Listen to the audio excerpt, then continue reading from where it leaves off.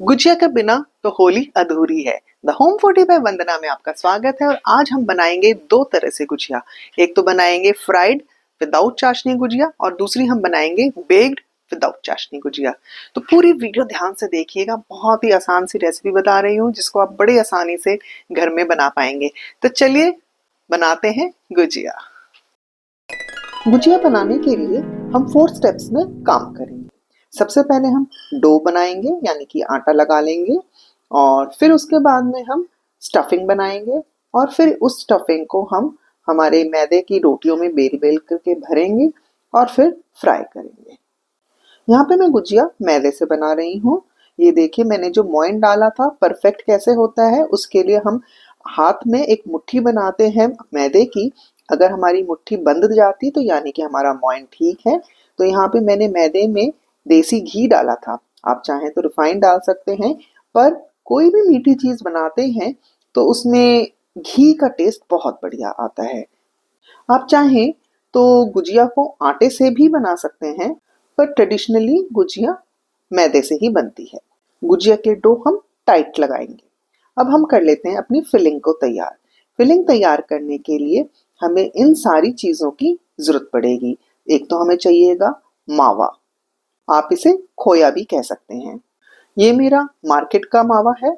आप चाहें तो दूध को पका पका करके घर में भी मावा तैयार कर सकते हैं। और ये है चीनी, पिसी हुई चीनी। आप चाहें तो देसी खांड या शक्कर कुछ भी ले सकते हैं। अब साथ में हमने यहाँ पे लिए हैं थोड़े से मेलन सीड्स यानी कि खरबूजे के बीज, थोड़े से लिए हैं एलमंड्स बारीक कटे हुए। आप साथ ही थोड़े से बारीक कटे हुए काजू भी ले सकते हैं। ये है desiccated coconut powder. Dry fruits की क्वांटिटी आप अपने टेस्ट के हिसाब से कम ज्यादा कर सकते हैं। ये है कुछ किशमिश और थोड़ी सी लौंग और थोड़ी सी इलायची। ये लौंग का पाउडर मैंने पीस के रख रखा है, इसको यूज करेंगे। और ये है नटमेग पाउडर। इलायची, नटमेग पाउडर और लौंग के पाउडर को मिला करके बहुत ही बढ़िया डिफरेंट सा फ्लेवर आता है। और आप चाहें तो केसर भी डाल सकते हैं। अब फिलिंग बनाने के लिए हम सबसे पहले क्या करेंगे, सारी सामग्री को हम इकट्ठा कर लेंगे। गुजिया के फिलिंग में चिरौंजी का भी बहुत अच्छा टेस्ट आता है, तो आपको अगर अवेलेबल हो तो वो भी जरूर डालिएगा।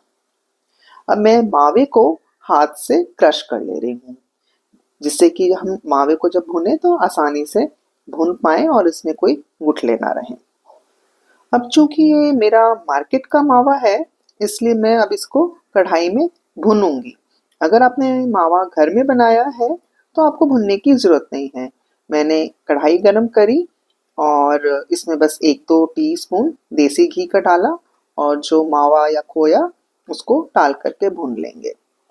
मावा भुनने से एक तो टेस्ट एनहेंस होता ही है, दूसरा गुजिया की शेल्फ लाइफ बढ़ जाती है। मावा हमें बहुत ज़्यादा भुनना नहीं है, बहुत ज़्यादा इसको ब्राउन भी नहीं करना है, पिंक नहीं करना है। बस 5-7 मिनट इसको लगातार चलाते हुए भून लेंगे। कोशिश करके नॉन स्टिक कढ़ाई लेंगे तो आसानी रहेगी, नहीं तो मावा चिपकने का भी थोड़ा डर रहता है।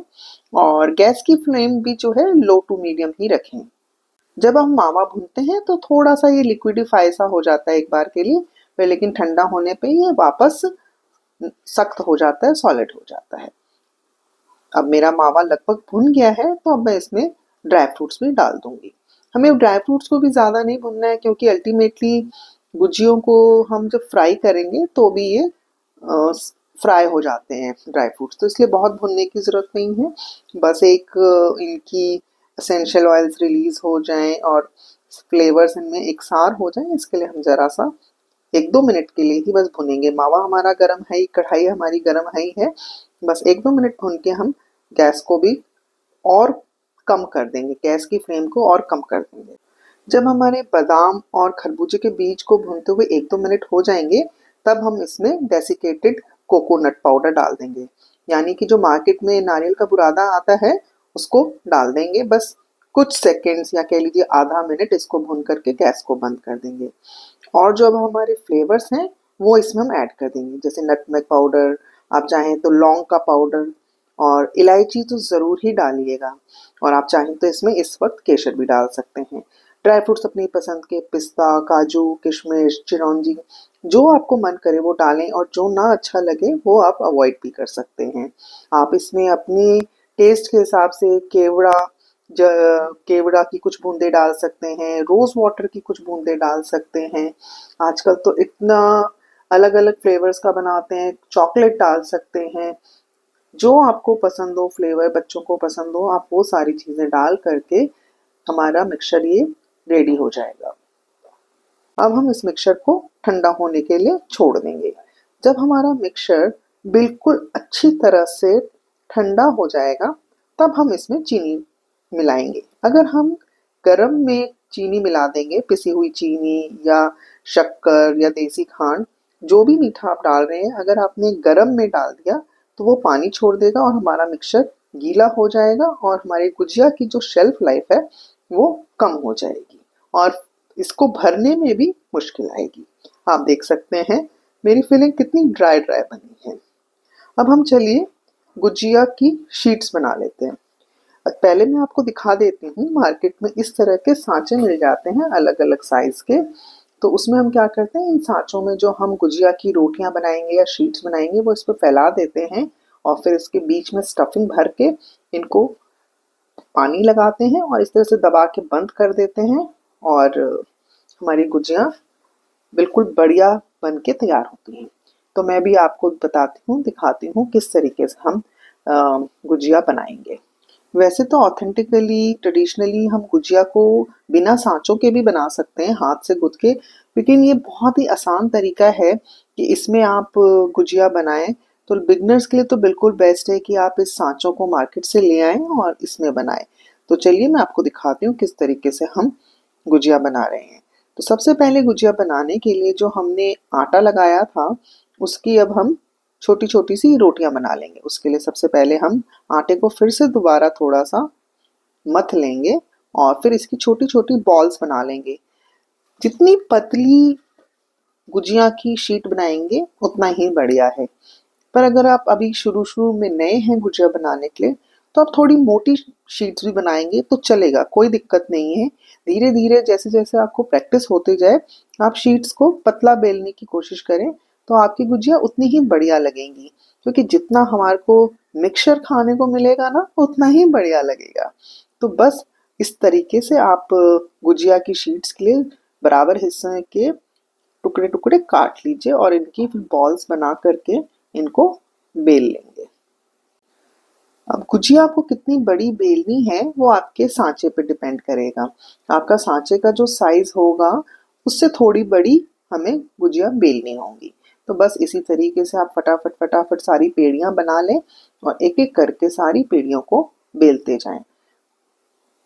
पहले आप एक पेड़ी बेल करके अंदाज कर लें कि जो साइज की आपने पेड़ी बनाई है वो आपके सांचे के हिसाब से सही है कि नहीं। अगर आपको लग रहा है कि पेड़ी की साइज छोटी बनी है तो फिर बाकी की पेड़ियां थोड़ी बड़ी कर लें।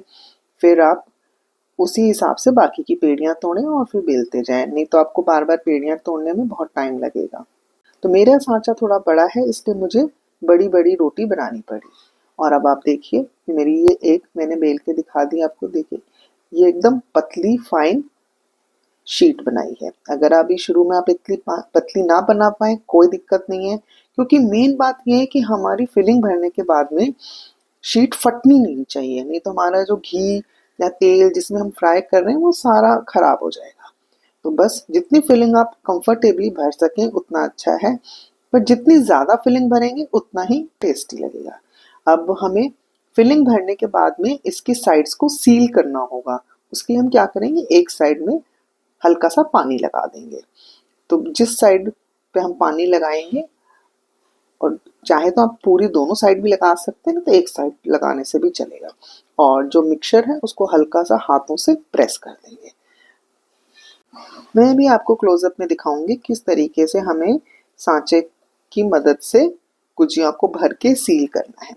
अभी मैं यहाँ पे गुजिया के लिए शीट बेल रही हूँ और आप भी बस इसी तरीके से बेलन की सहायता से स्लैब पे या चकले पे एक शीट बेलें।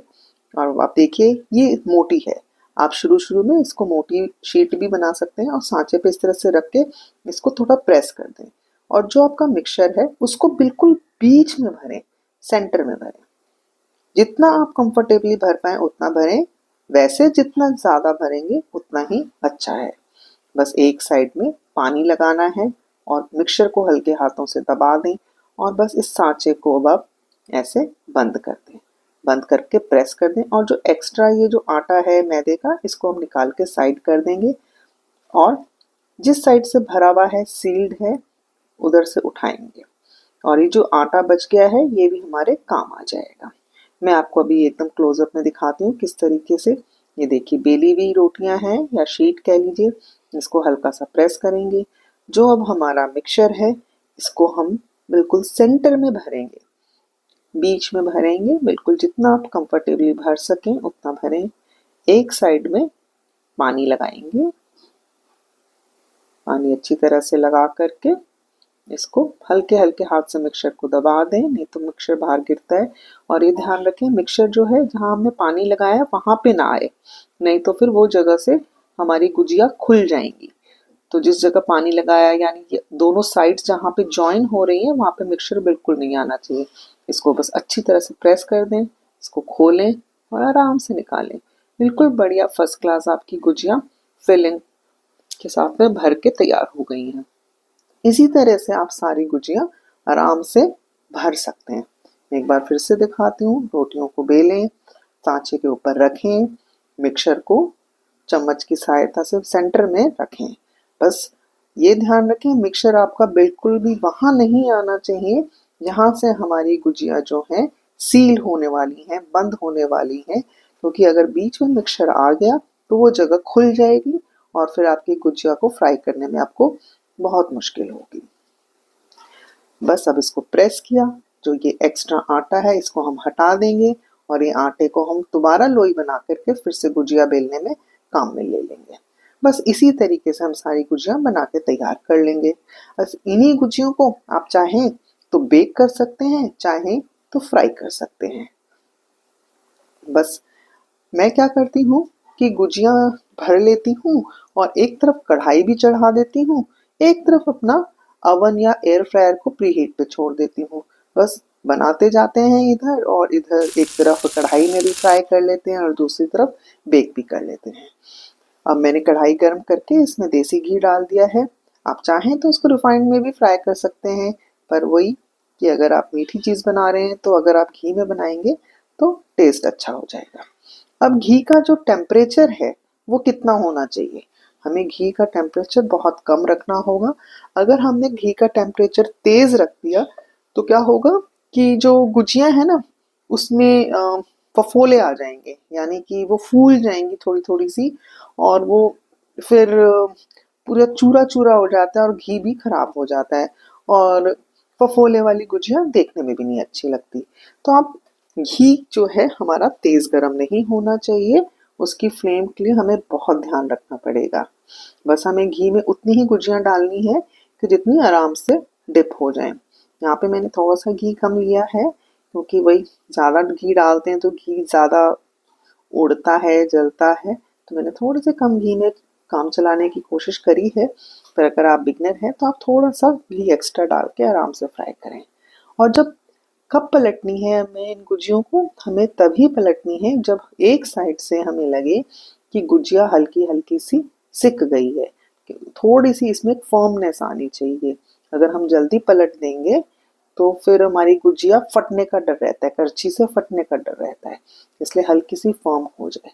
अगर आपको कभी किसी लेवल पे लगे कि आपका घी जो है बहुत तेज गर्म हो गया है तो आप गैस को बंद कर दें और फटाक से थोड़ा सा घी और ऐड कर दें इसमें, तो जिससे कि घी का टेम्परेचर डाउन हो जाएगा और फिर दोबारा गैस ऑन कर लें।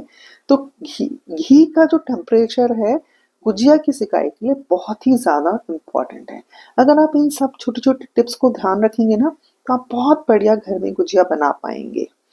तो अगर आपको ये मेरी रेसिपी अच्छी लग रही हो तो एक लाइक करिएगा और आप मुझे कमेंट में ये भी बताइएगा कि आपका गुजिया बनाने का स्टाइल कैसा है। और अगर आप मेरे channel the home foodie by Vandana में नए हैं तो प्लीज़ सब्सक्राइब भी कीजिएगा। आप देख सकते हैं कि मेरी गुजिया का बिल्कुल बढ़िया गोल्डन ब्राउन कलर आया है। बस इस लेवल तक का ही हमें उसे फ्राई करना था।